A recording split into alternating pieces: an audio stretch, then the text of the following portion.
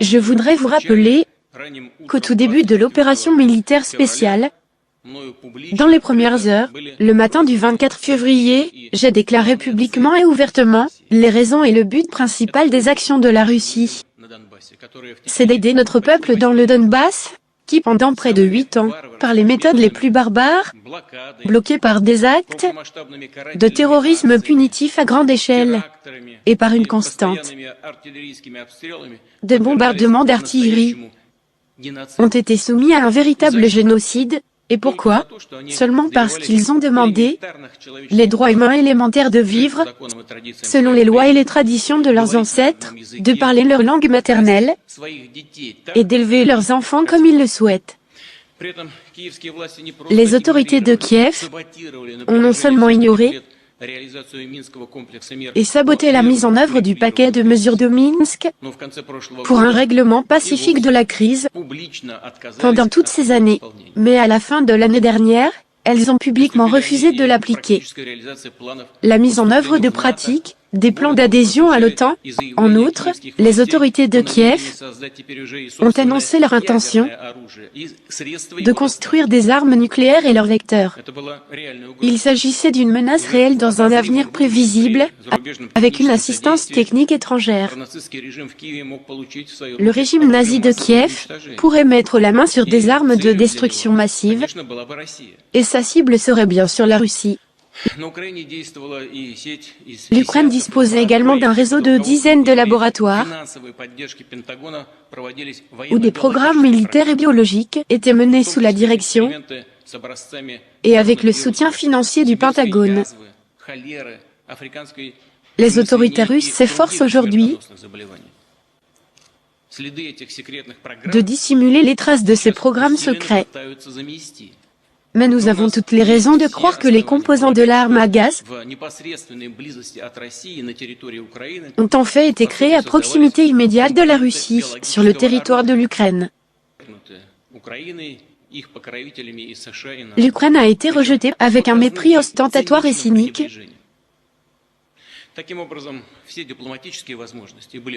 De sorte que toutes les options diplomatiques ont été épuisées et nous n'avons eu d'autre choix que de résoudre pacifiquement les problèmes qui ne sont pas de notre faute, et nous avons simplement été contraints de lancer une opération militaire spéciale. L'apparition de troupes russes près de Kiev et d'autres villes ukrainiennes n'est pas due à l'intention d'occuper ce pays. Nous n'avons pas un tel objectif, et cela a également été mentionné directement dans mon discours du 24 février. Les tactiques de combat élaborées par le ministère russe de la Défense et notre état-major se sont pleinement justifiées.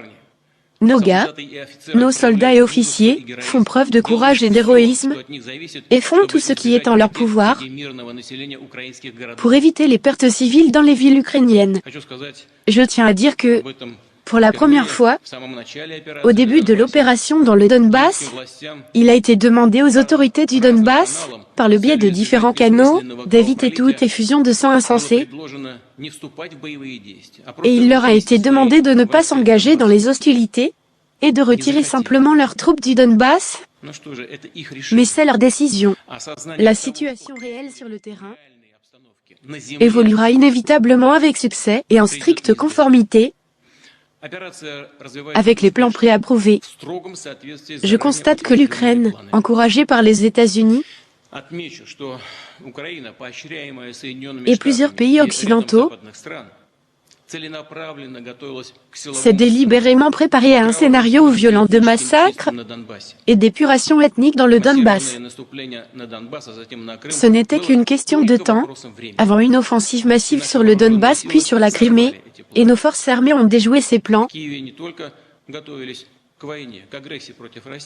qui non seulement préparaient une guerre d'agression contre la Russie, mais il y avait des tentatives permanentes d'organiser un karma de sabotage et de terrorisme clandestin Dans toutes les dernières années, les combats se sont poursuivis. Le 14 mars, comme vous le savez, une frappe de missile a été lancée dans le centre de Donetsk. Il s'agissait d'un acte terroriste sanglant qui a coûté la vie à plus de 20 personnes. Et ces derniers jours, ces bombardements se sont poursuivis sans discernement. Parallèlement au fanatisme et aux frappes aériennes. La frénésie des fascistes délirants, qui dans ces derniers jours ont essayé de tuer le plus grand nombre possible de victimes innocentes, mais ce qui frappe dans son extrême cynisme, ce n'est pas seulement la flagornerie éhontée et l'affirmation selon laquelle c'est la Russie qui a pensé à cela en lançant prétendument un missile sur Donetsk, mais aussi le fait que le soi-disant président de l'Union européenne, le monde occidental civilisé, la presse européenne et américaine, n'ont même pas remarqué la tragédie de Donetsk, comme si elle n'avait jamais eu lieu.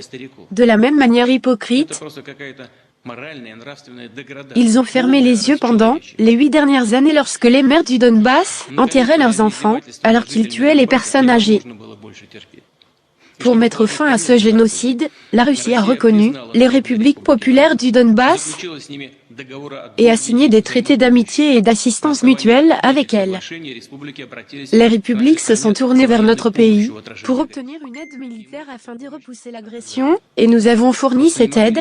Et nous n'avions tout simplement pas le droit de faire autrement. Mais je tiens à souligner que